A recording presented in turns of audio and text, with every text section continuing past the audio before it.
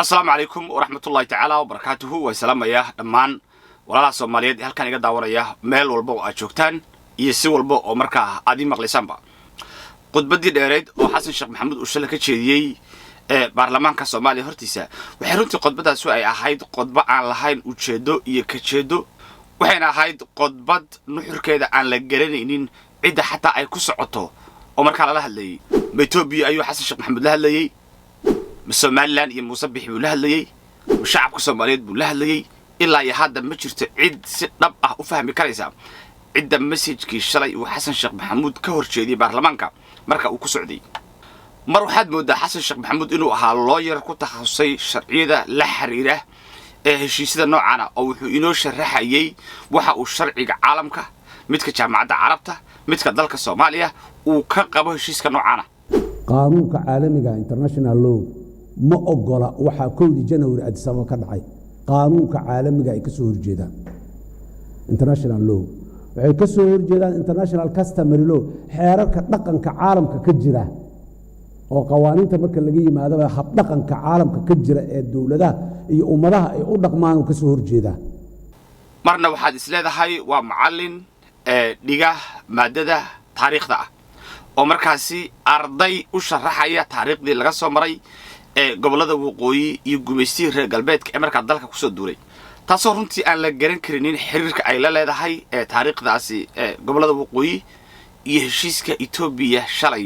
ay ka saxiixatay Muuse Bixi Cabdi waxa intaas dheer taariikhdeena ka mid ah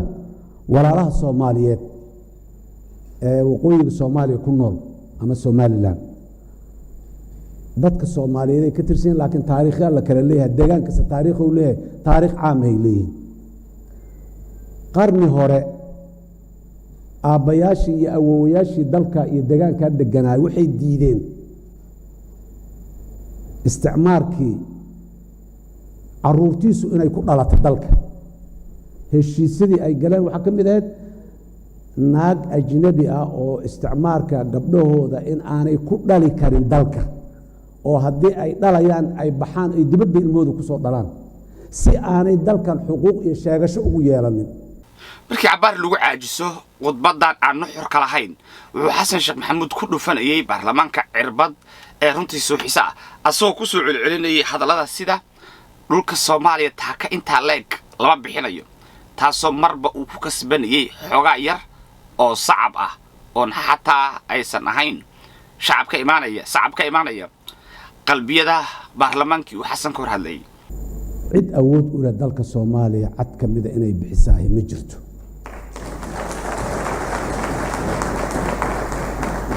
awooyaasheena diiday aabayaasheena diiday hooyooyinkeena iyo ayeesheena diiday annaga intaan nooleyn hadda diidnay hadalka kaliya oo la oran karayo wuxuu Xasan u diray Ethiopia wuxuu ahaa baaq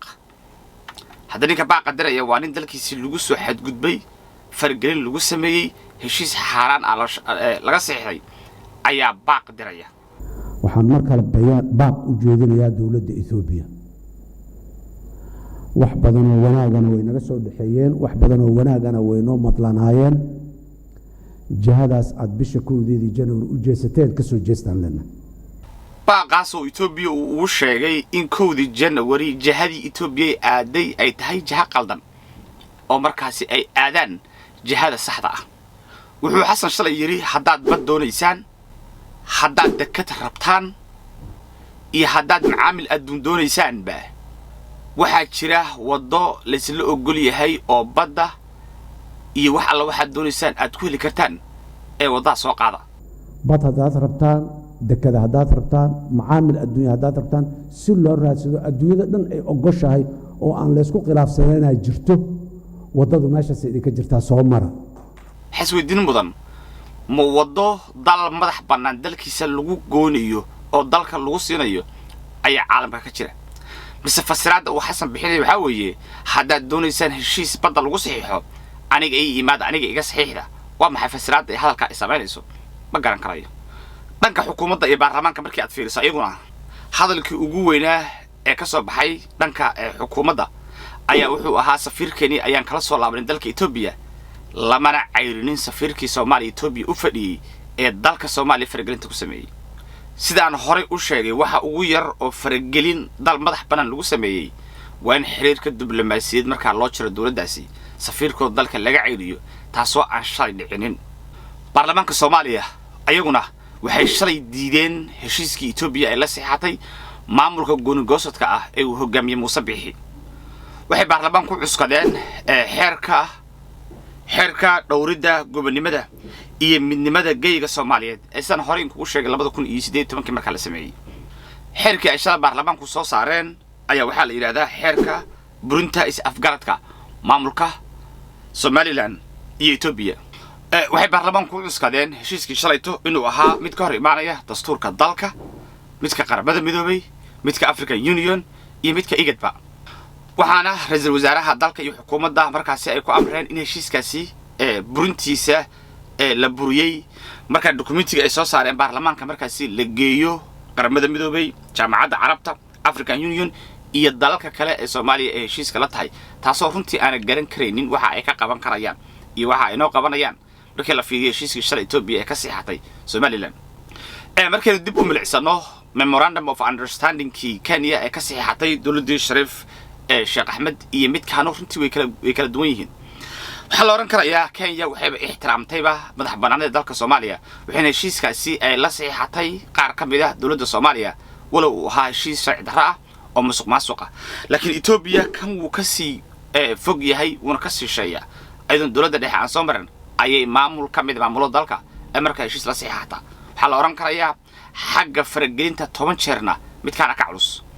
dawladdii ka horreeyay qararadii ay ka qaadatay heshiiskii Kenya waxa ka mid ahaa kow in safiirka Kenya dalka laga ceyriyay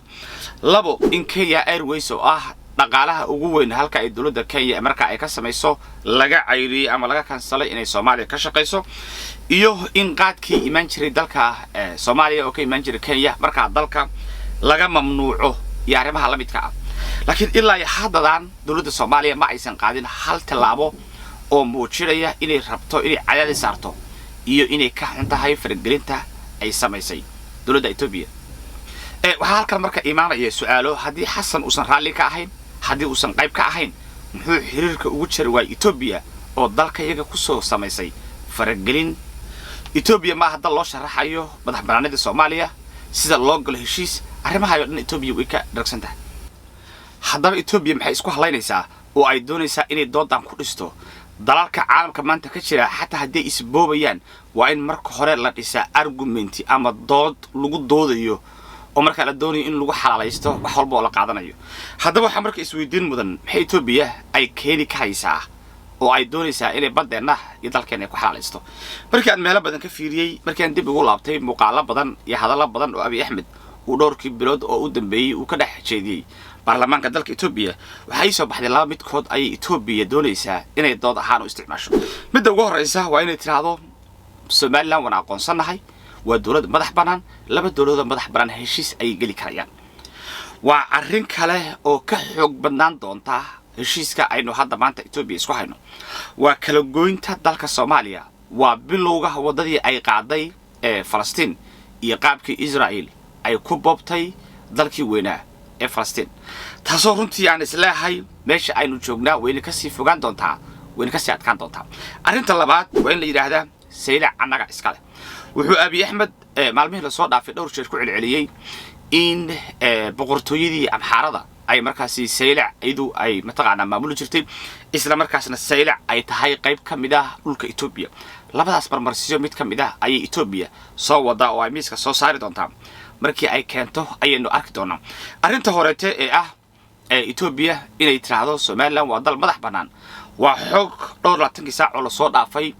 si xoog ah u soo xoogaysanaysa waxaan la gaarsiinayaa heer in la yiraahdo Itoobiya ayaa waxa ka tagi doona wafdi magaalada Hargeysa halkaas ay uga dhawaaqi doonaan inay markaasi tahay dal madax bannaan oo heshiis la gali karayaan arrimaha kale ee fiirada gaarka ah leh ee aan doonayo inaan muuqaalkan qaybtiisa dambe aan ku soo gudbiyo ayaa waxa ka mid ah dhowrkii bilood la soo dhaafay Itoobiya waxay ku celcelisay inay badxo ku qaadan doonto ama ay xeelad ku qaadan doonto Eritrea oo hadalkaasi marka la arkayay inuu ayaduna saameynayo way ka jawaabtay laakiin dawladda Soomaaliya marna kama aysan jawaabinin Xasan muxuu isku suuxinayay waa su'aal kale oo runtii umadu ay si fudud isku weydiin karayaan waraaq sir ah oo aan ka helay dhanka internetka oo ay horay u shaaciyeen sirdoonka dalka Mareykanka ayaa waxa ka dhex muuqanaya map ama istaraatiijiyad fog oo ilaa iyo 84 meelaha la qoray inay Ethiopia doonaysay inay saylac ay markaasi ay qaadato waxaad ka arkaysaa marka cycle-ladan arkaysaan meesha ay ku kulmayaan ama loo yaqaano intersection-ka loo yaqaano oo intaano cycle ay ku kulmayaan waa targetkii ay Ethiopia lahayd waana maanta meesha ay u socdaan ama ay doonayaan inay qaataan waana documentary runtii public information oo maanta aan secret ahayn ilaa 2006 ilaa 2005 wixii ka dambeeyay documentary public document ayuu ahaa dadka oo dhan way arki karayeen waxyaalaha kale oo tuhun kale ayaa waxa ka mid ah in Soomaaliya bil gudaheeda marka laga qaado chapter 7 in cunaqabataynta hubka laga qaado iyo waliba in Soomaaliya laga cafiyo deynta iyo in Soomaaliya ay ku biirto Eastern African Community ma qorshe la doonayo in Soomaaliya lagu kala qaybiyaa waayo intaano arrimood isma raaci karayaan muddo badanna isma aysan raacin in marka sida Soomaaliya loogu ballaqo albaabada waa maxay dantii laga lahaa ciidan tarkeeda tuhun iyo waxa ku dhex jira arrimo badan u baahanaa inaynu fahanno ugu dambeyntii markii Muuse Biixi laga saxiixday heshiiskii ayaa waxa la geeyay deegaamada Oromada ay ka degan tahay dalkaas Ethiopia ka bacdina Muuse ayaa la orameeyay no culture of kala ba nagangala nagar gadda alamiyar gadda me ya wagalet balbala ula galana arganne kanu argachise Somalilandin kale sumayyu Ethiopia wajin obbolomman kan me fiixana bau men kana nu gargaare balbala ula ittiin addunyaa qaqqabnu nu saaqe meeqeen saaqe haa ta'u dinqisaa hilmoo haa ta'u haqdisaa karra haa ta'u wanduubee sanaddoo haa ta'u sammuun isaa nama dhugaa haa ta'u